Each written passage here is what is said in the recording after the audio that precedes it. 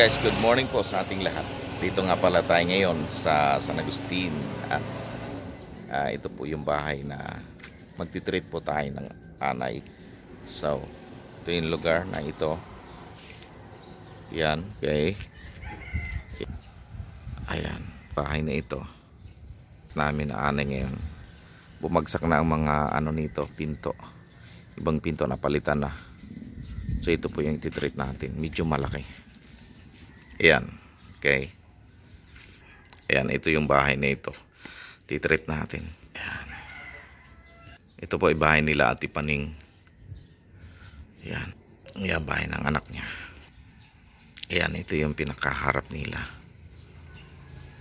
Ayan, okay. So, titreat natin to. Kasi, madami kasing mangga. Yung likod. Ito, dapat ganito nang gawin sa mga kisame ng bahay. Yan o, yero. Kaganyan kasi may mga punong mangga. Marami talagang anay. So, ito yung likod. Yan, ito yung likod mga kapatid. Dahil bungang mangga o. Indian mango. Piko. Yan o, piko dami. Gulang na. Ito yung gilid sa likod.